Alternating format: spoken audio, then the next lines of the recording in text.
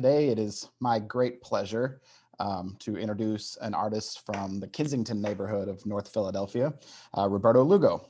Mr. Lugo is an artist, educator, social activist, spoken word poet who holds a BFA from the Kansas City Art Institute and an MFA from Pennsylvania State. Yeah, local connection there, and an MFA from Pennsylvania State University. Mr. Lugo's work subverts traditional and classical forms and techniques by reimagining them through a 21st century street sensibility inspired by urban graffiti, hip hop culture, highlighting themes of inequality, racial injustice, poverty, among many other things. His work engages with the legacy of fine porcelain, prized by the elite by centering portraits of those whose faces, stories, and values have been historically absent on such luxury items. Roberto Lugo's work has been exhibited globally and is in the collections of museums such as the Metropolitan Museum of Art, Philadelphia Museum of Art, and the High Museum in Atlanta, just to name a couple. He has recently received a 2019 Pew Fellowship, 2019 Rome Prize, and a U.S. Artist Award in 2017. He is currently an assistant professor of ceramics at the Tyler School of Art and Architecture. So please enjoy his talk and welcome him. Hey everybody, so let's get right to it. So everybody, my name is Roberto Lugo, and I'm an artist from Philadelphia, as you heard earlier. So there's a reason why I start off with, an image of where it is that I come from, because I think it's very important to understand this is really where my research begins, and where a lot of the dialogue that happens with my work, where the very beginning, where everything is centered from. So I lived in a lot of different homes, 12 different houses growing up, and actually I winded up going to 12 different schools for a lot of different reasons. But a lot of it had to do with danger, like feeling scared of being in a certain school and, retaliation or something, because a lot of times that came with a lot of violence. And let me see, okay, that's great. That's great. So a little bit about my research. My research really began twofold. First, I grew up doing graffiti. I didn't see graffiti as an art form. I really saw graffiti as a way for me and my cousins to interact. It was a social aspect of growing up where I did. And, I think one of the biggest things about graffiti that people don't see is that people are trying to represent themselves. People are trying to be seen. People want their life to have had meaning. And one of the really, the other aspects of graffiti that I think is in many ways a metaphor for a lot of our experiences, the people who paint graffiti, is that those things get covered up, right? They're ephemeral. For me, that became really important, because I would think to myself, why is it the things that I'm drawing and painting, the graffiti gets covered up, but there's still so much crime in the streets? There's still all these sex workers here. Nobody's picking up the trash. Why is all the focus being put on this? And one of the things that in hindsight, I realized is that a lot of it had to do with the fact that it's the threat for people that come from these places to be able to have a voice. And so for me, that's where a lot of my work comes from. This idea of coming from a place where I'm supposed to be erased. People like me, people of color, people that grew up in poverty are supposed to serve others and not exist and not have the autonomy to be artists. But we are resilient nonetheless. So that experience as a graffiti artist, coupled with Philadelphia has one of the most excellent mural programs in the country, if not in the world. I grew up looking at a lot of these murals, like you see on the right-hand side every day. And I'm actually currently being commissioned for a mural in Philadelphia, a couple of projects that I'm doing with Mural Arts. But in essence, this was my art classes, graffiti, and this was my art history, the murals. I didn't have any art classes until the age of 25. And a few years later, I found myself at the Kansas City Art Institute pursuing a degree in ceramics. So there's this thing that happens that I think is really difficult. I think that is something that goes unsaid between people who have experiences like mine, being different. In my particular case, the difference was being a person of color in a mostly white environment. You know, for me, I think it really did help me in some ways because I didn't grow up around a lot of people, white people. I didn't grow up around a lot of middle class people. And so being in these situations and seeing where people's priorities are, what they would make, helped me to understand, you know, what places my work could fit in, how my work could be functional, not necessarily as in like something you eat and drink out of, but functional for society, and being representative. So, you know, for example, going to school for pottery is really expensive. And you know, it's kind of like backwards, right? That you're going to school and you're paying upwards of $40,000 to $50,000 to go to school, and you're learning how to make cups that people expect you to sell for $10 to $20. You know, and where's the labor at? Where's all that coming from? So really, that's geared towards the privileged and the entitled, which is honestly a lot of the people that I winded up going to school with. And regardless of how I would pivot and try to situate myself, like I always try to at the time try to pivot myself as a functional potter, you know, I would always get these comments, or always would get addressed, and I could never really quite fit in. I could never really quite be with the rest of the group until I got to graduate school, which was a whole different experience.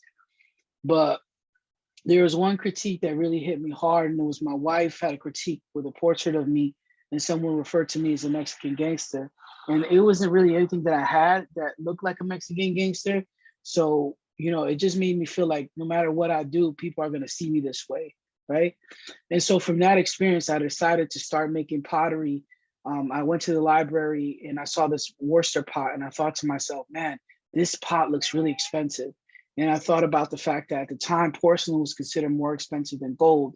So how is it that I could like, you know, make that work and respond to what I was going through? And one of the things I decided was that I would start to put my personal face on the pots that I was making. Sorry, I don't know why this keeps popping up.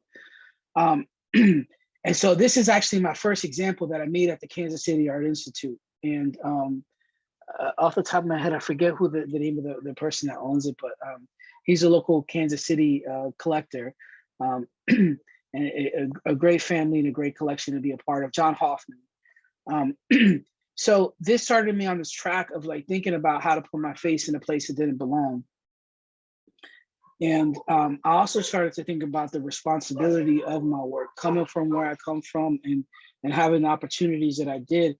I want to be able to give back.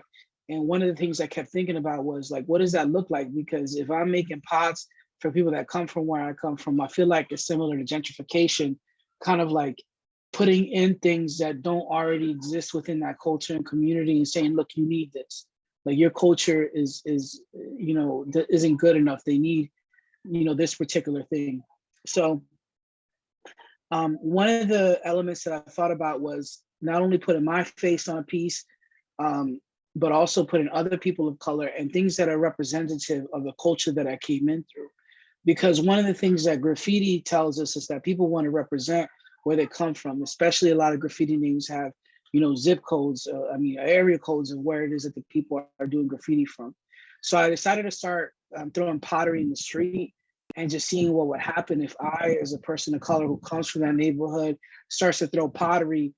You know, what in essence would happen organically when my image becomes part of the natural, like cultural landscape of the community.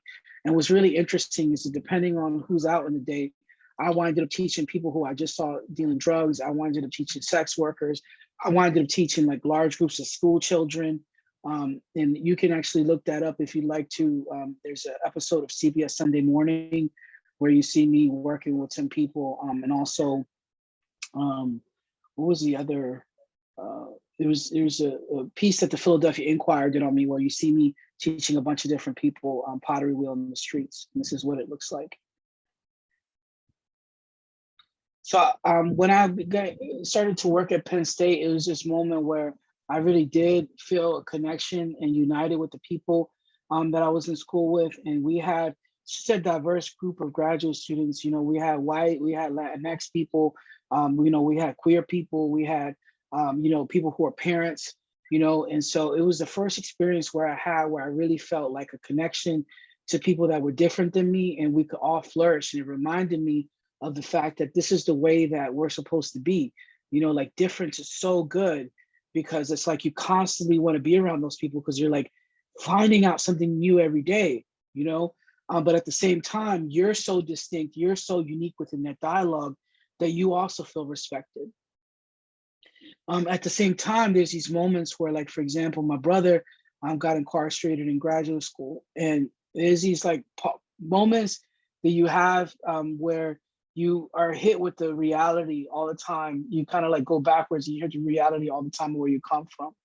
And you know, it was really difficult going through that experience because I kept thinking to myself, like, how do I get here going to school for pottery and my brother is locked up for something that he shouldn't have been locked up for?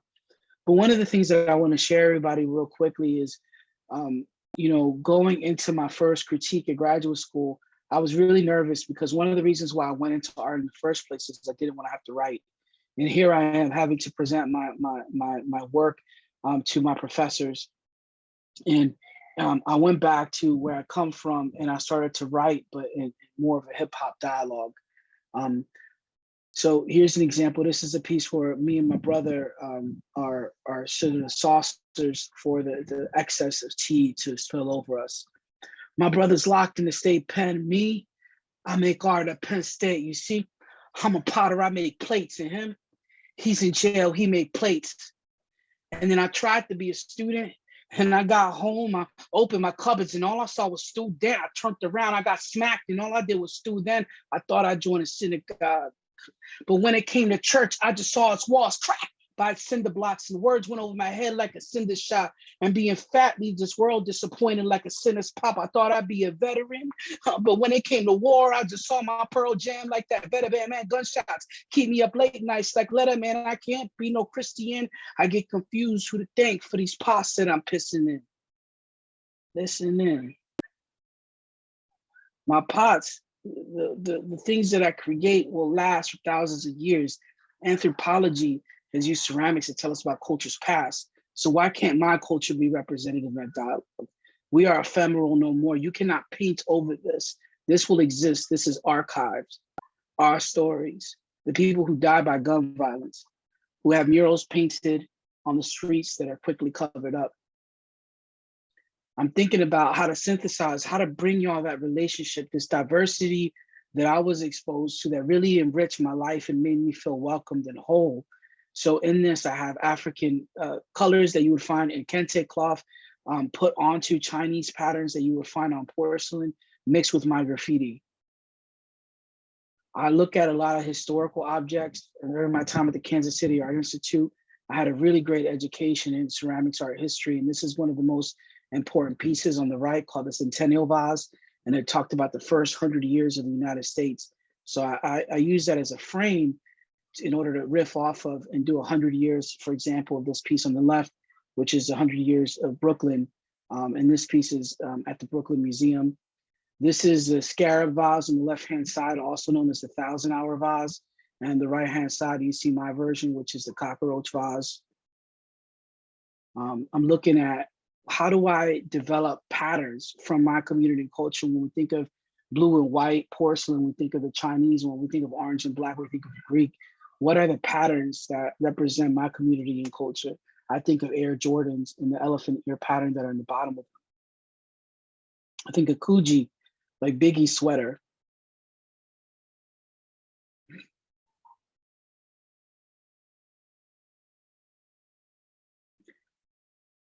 So my work is represented in a lot of different museums, but one of the things that I find that's really important is, you know, using that clout, using that ability to go back, and it makes what I'm doing with the community even stronger.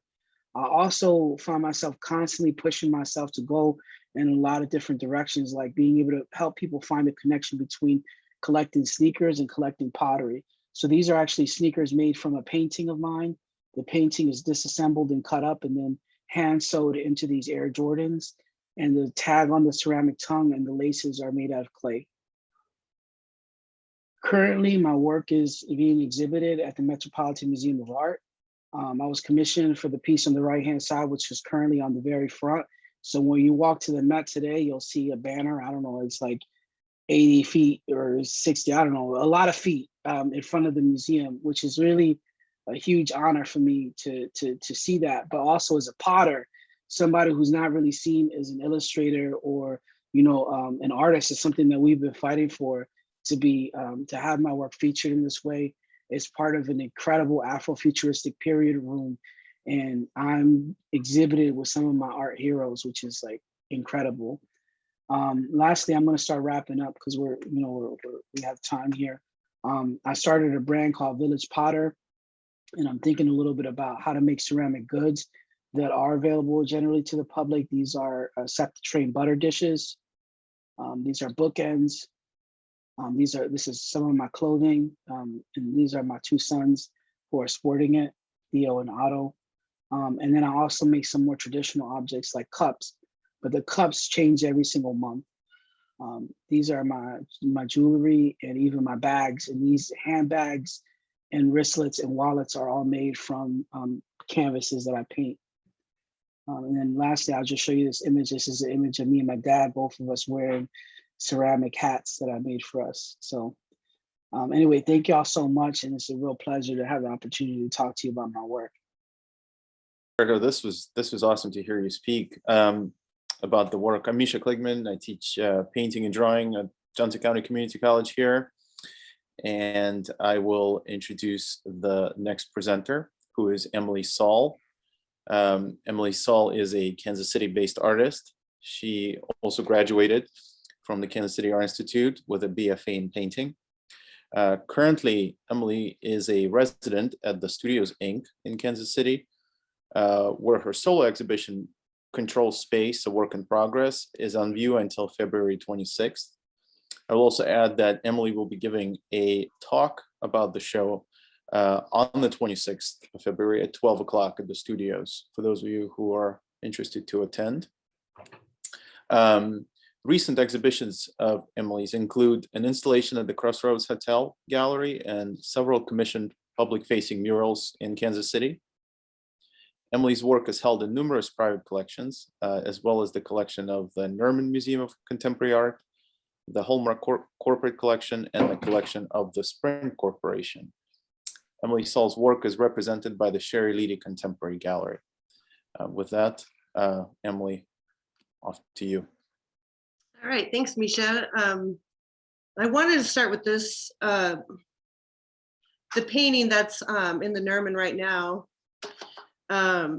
It's called Fufara. It's in this gallery space there. I'm a hard edge painter and interested primarily in composing space, or making compositions of space by using just color, line, and shape. I'm constantly challenging myself to create like dynamic, complex, energetic, dimensional, and optical work.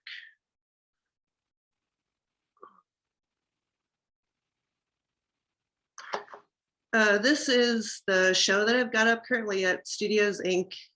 It's my third year solo show. It is a culmination of everything that I've been doing in the last 3 years, basically, with the paintings, the murals, objects. Basically, this gallery is a pretty huge space to fill, so I wanted to go in there and really create an experience for the viewers. I'm really interested in installation-based art, so I love doing the paintings, but I really want to create a space that you can walk into and experience on a larger scale. Like, it's really important for me to engage the viewer, engage your experience, and challenge your relationship to the space and the work that's there.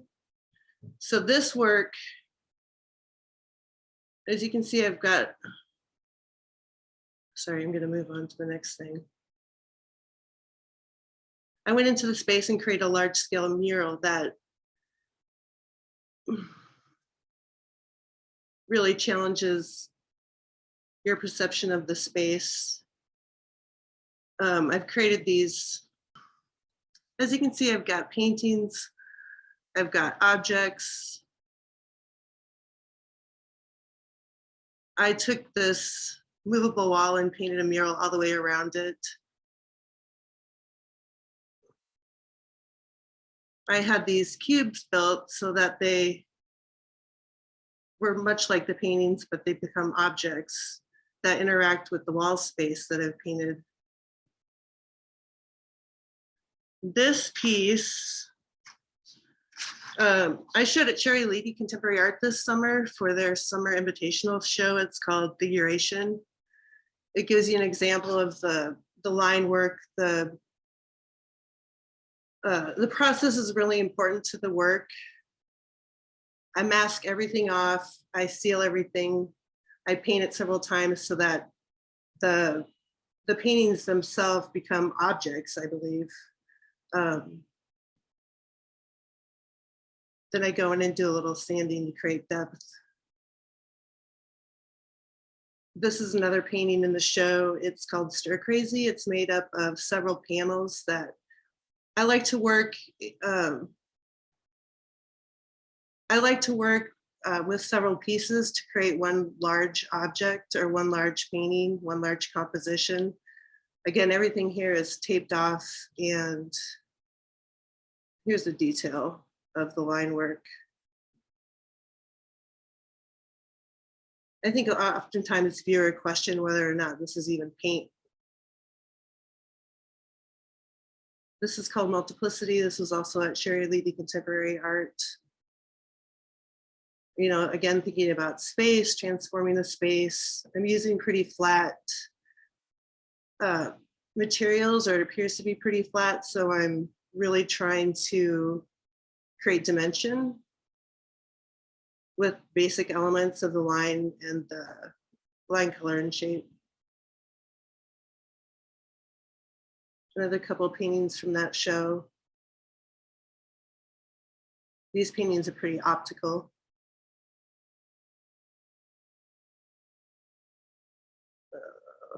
This is called Razzle Dazzle. Again, using multiple parts to make one large composition. I think of the installations that way too, where I'm using lots of different parts to make up the installation. So it's not just the paintings, but it's you know, doing the large scale murals, painting on objects. I think it all ties together to make one experience. This is the latest painting that I made for the show, so it's the newest work called Shapeshift. Again, it's a series of like 10 rectangular panels instead of just a square that are butted up next to each other, using the simple line work.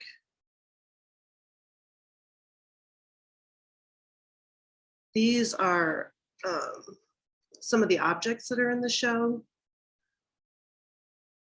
Scrap wood that I collect along the way that I like to paint.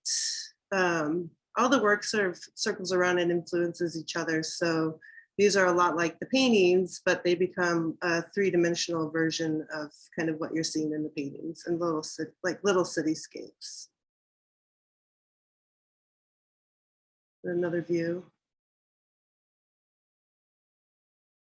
So I like the idea of all the work speaking to each other and making connections. Delay. I wanted to show a few images of the process of the larger mural that's in that space. It's kind of hard to tell, but you can see that I snapped out a grid first on the wall in the background. And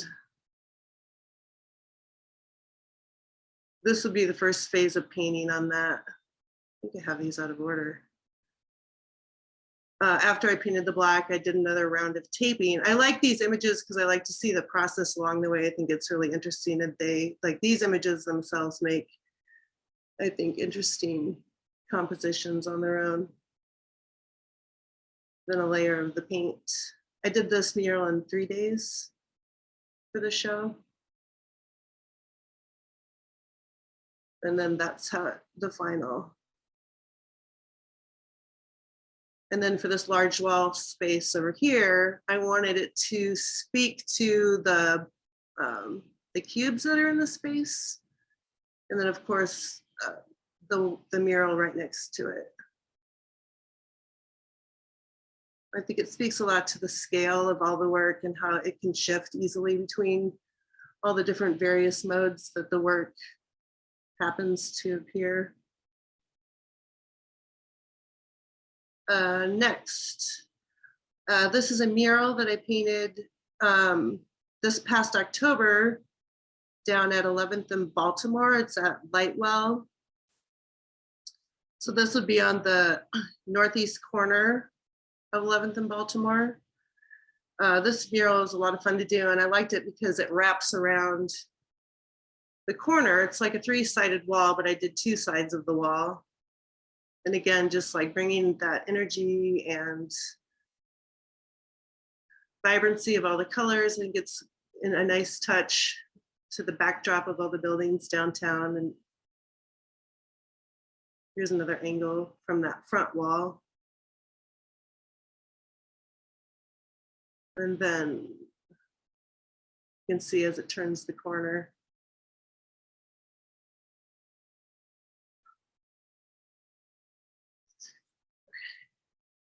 This past summer, I was artist in residence at Crossroads Hotel for about 3 months, and they really wanted me to come in there and engage the space entirely.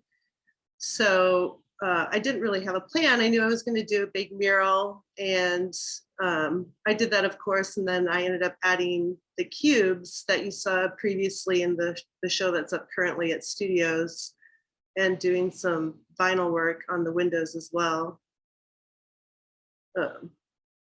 Here's a nice forward view of the wall. The wall was, I think, 12 foot tall by about 20 feet, 20 to 30 feet long. And I wrapped it around the edge of the wall. Kind of a nice space in there, so when guests are arriving to the hotel, that space is right off to the right.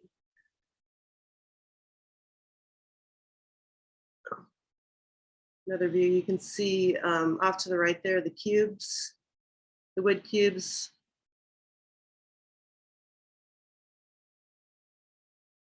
Those are really fun to play with because you can mix and match and turn them around, put them in any orientation. And then you can see kind of in this photo off to the, oh, there it is.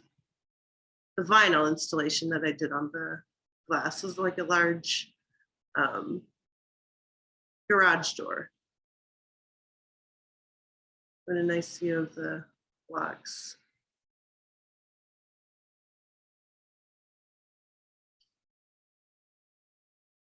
Again, just thinking about that space and how to interact with it.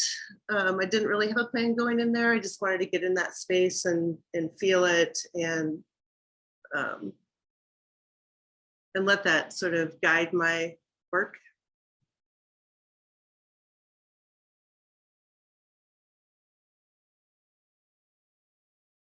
And I like how the work, they all sort of, it's like a dance. They all talk to each other, the work does. Cubes to the wall and the window, or the vinyl on the windows. And on my tape, I use a lot of tape, so I've always got these giant tape walls everywhere. So that was all the tape that I used just for that specific work there. They become nice, interesting objects on their own.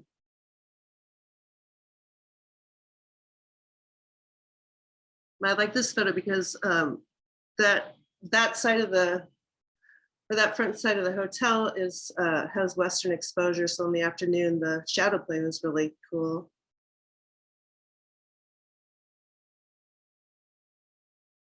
Okay, this is an example that I did this piece a couple years ago at Studios Inc. for our group show. Just another example of using multiple parts to make a whole composition. So this is a piece made of 64 8" by 8" wood panels. So they're individual paintings, obviously, but my intention was for them to be grouped together to make one large composition. This piece is called Everything Connects.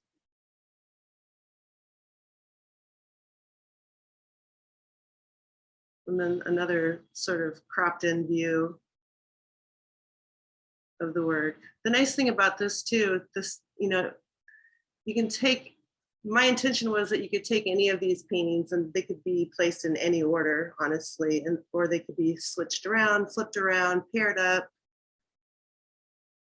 Kind of a grab and go situation if you wanted to.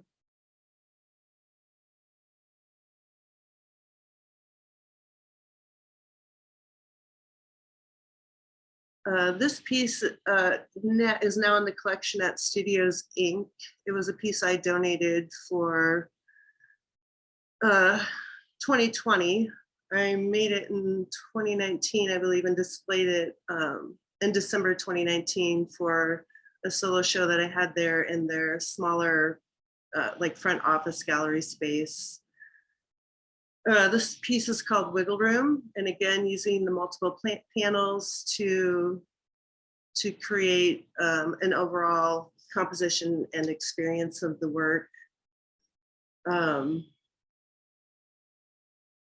like the title. It really does sort of wiggle a bit, but my intention was to create a lot of depth and sort of this, 2-3 dimensional space while just using all the line work.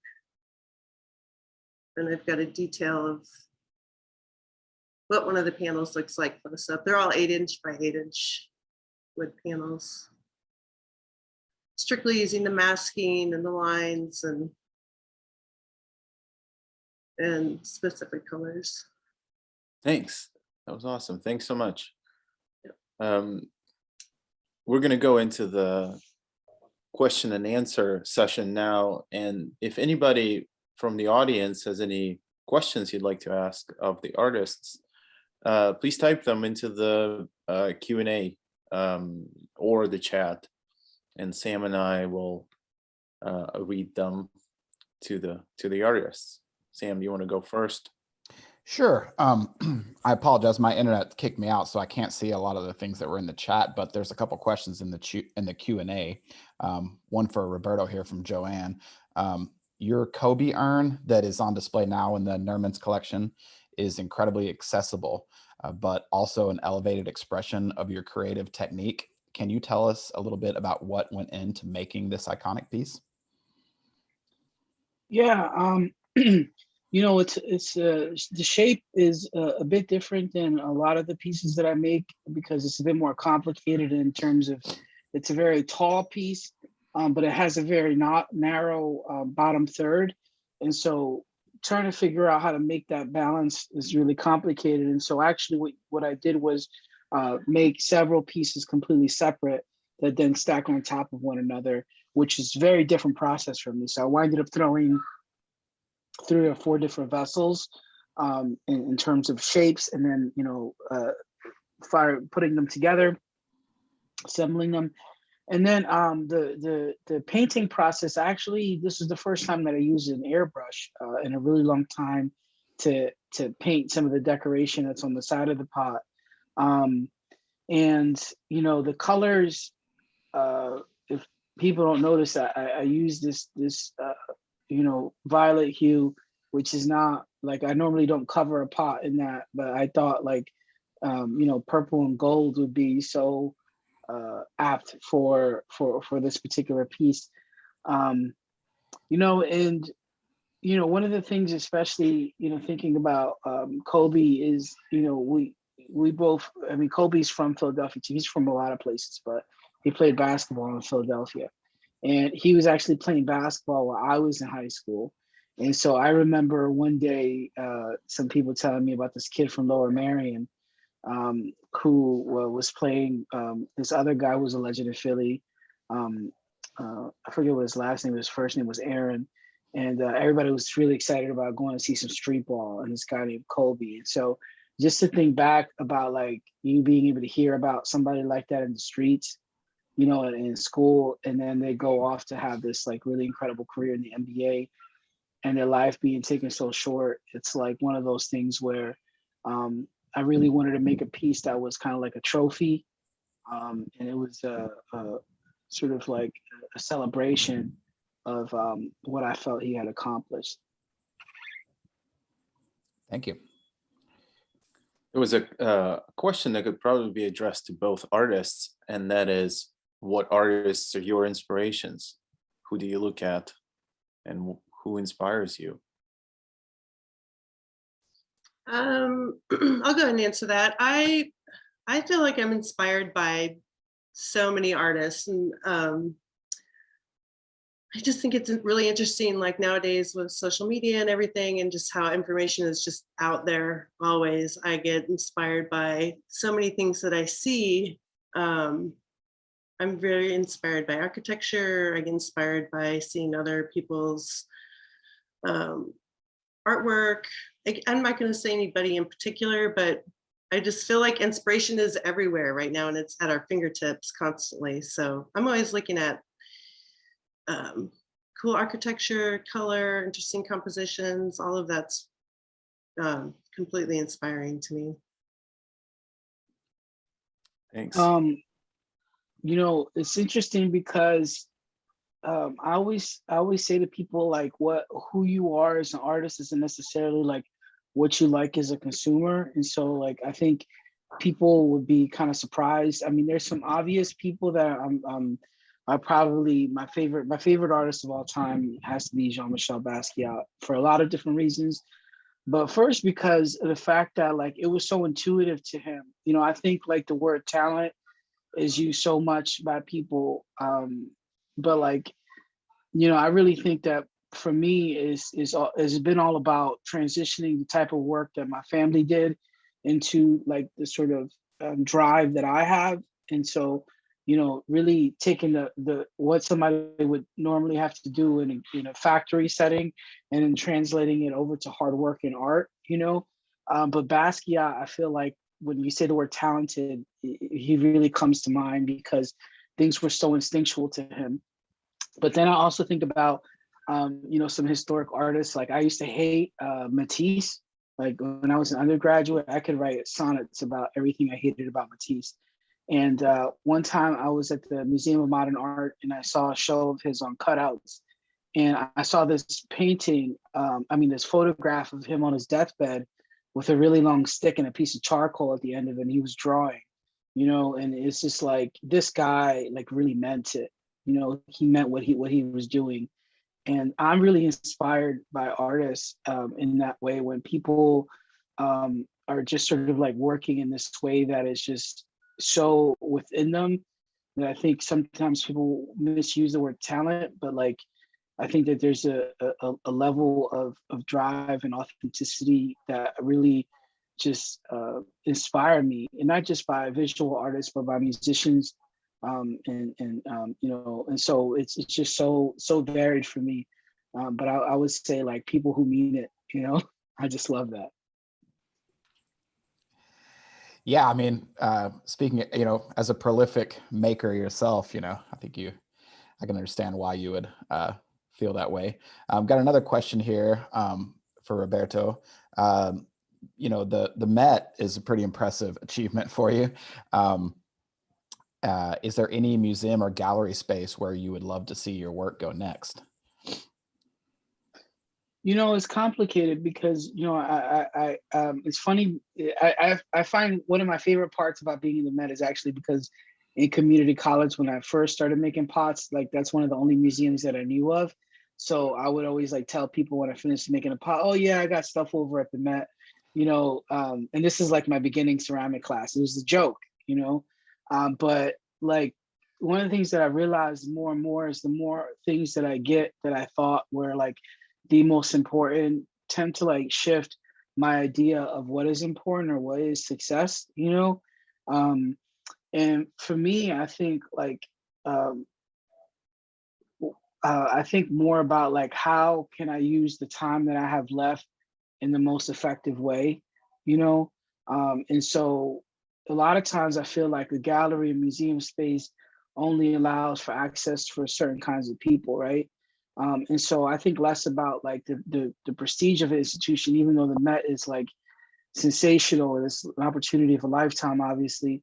But I also think a little bit about like um, if it's not like exhibit, if it's not a gallery museum space, what things can I do? And so I'm actually working on a lot more like community type projects, things that like basically use what I've been given in terms of like cultural equity and in hiring other artists who do what I do but don't have the notoriety, and making sure that they get the opportunity to do what it is that they really want to do, because that's like the most effective way for me to do something is to like bring light to other people who also do that work, because then you know you don't have to do it all, right? So that's really where I'm more focused on. Like right now, I have an exhibition happening in May at a place called the Grounds for Sculpture in New Jersey. And then I also have an opening at a place called the Hermitage in Virginia, Norfolk, Virginia. But I haven't signed up for any exhibitions after that, so that I can just focus my work more on trying to become a better artist and just having some time in studio without a specific focus. And then second, where I can figure out how I could, you know, find more peace in that, knowing that the things that I set out to achieve are being done. They don't all have to be all done by me.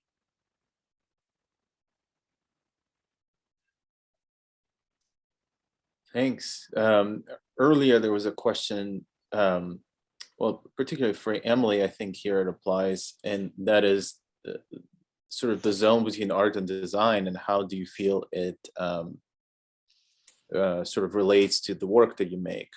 Do you see yourself as sort of more in one camp or the other, or somewhere in between? I would say definitely. I'm definitely in between the two of those. I love design. I love the art. I definitely think the work speaks to both, especially the latest work.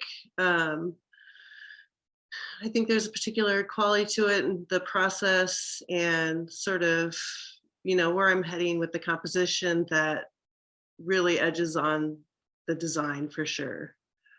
And I love both. I want to, you know, I'm always sort of striving to marry the two together in the artwork.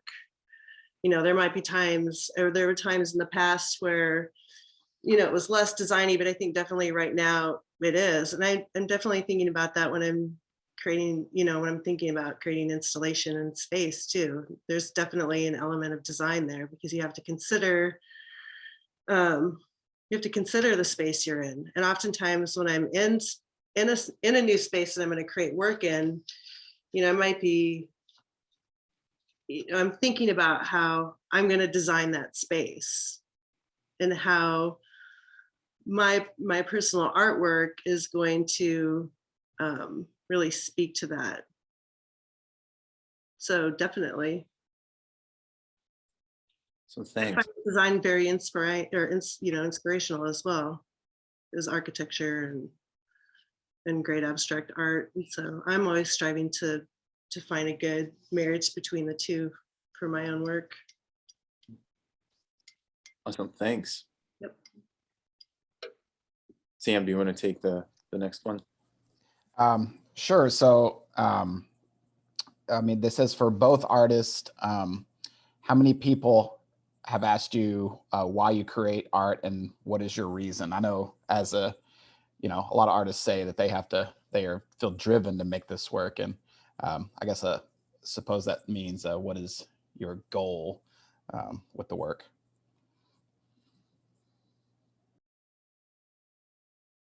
You want to take this one, Emily? Or do you want me to start?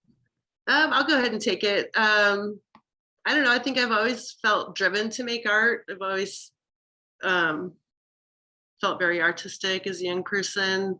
I just find that it makes the most sense for me to be creative and create these things that I inspire to make. I just feel like it's a part of who I am. And so, I mean, I can't imagine not doing it. And I just feel like, I feel like I feel artful in every aspect of my life, whether it's the music I'm listening to, things I'm wanting to be doing, in and outside of studio. Like it feels right. It's in my gut.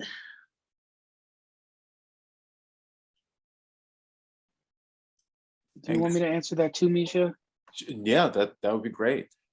Well, I would say, something very similar to what Emily's saying, which is like, it's now that it's been introduced to me, it's like food, like I have to have it. Like I can't live without being a maker.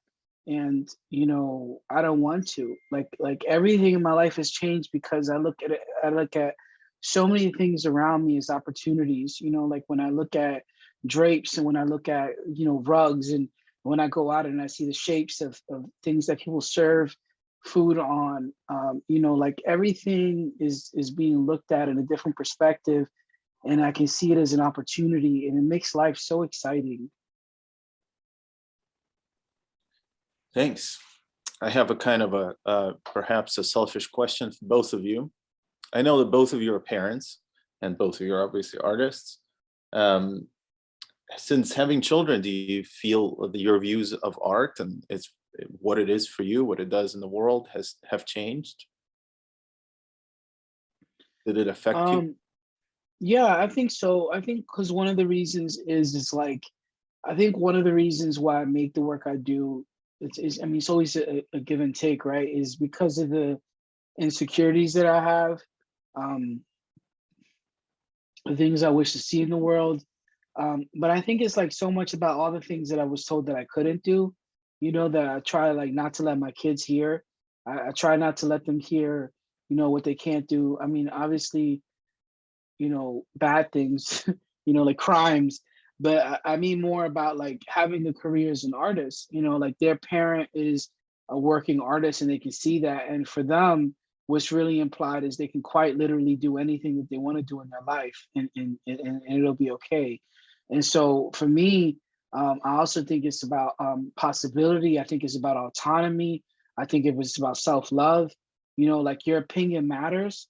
Like I teach them how to draw something and I encourage them, but like it's really not just about the drawing, right? It's really about them being somebody who created something and put something in the earth, and then they see somebody rewarding them for it, and they see somebody like enjoying what it is that they created. And I think everybody deserves that. And so having that opportunity with them is really great. And they teach me way more than I teach them about how people work, and that all the things that I try to do to try to get people to respect me or enjoy me are irrelevant. Like the things that they love and enjoy have nothing to do with things that I'm trying to do, but more just because of who I am. And encourages me to like try less with people and just to like spend more time loving myself and loving them. Thanks. That's awesome. Emily, what about you? Yeah, I would agree with all of that. And I just find it really inspiring. I want to be inspiring to my kids, of course. And I mean, they've grown up, in an artistic family between their father and I. And it's really fun to see them now because they're at that age where, I just really want to encourage their best creativity and to champion like them being their best creative selves. And I think that's what's really kind of cool about kids these days, especially nowadays with everything that they're witnessing and going through with this pandemic and everything, that they're good advocates for themselves. They they're these great creative forces, and I think they're great at standing up for who they want to be and what they love to do. And I feel fortunate because I've got the studio space and they've been able to experience that as well for the past 3 years. And it's been really great, and unfortunately they're not always getting, all the best creative opportunities in their own school. So, we're just trying to do the best we can to let them be their best and creative selves. So, we're just doing it up that way.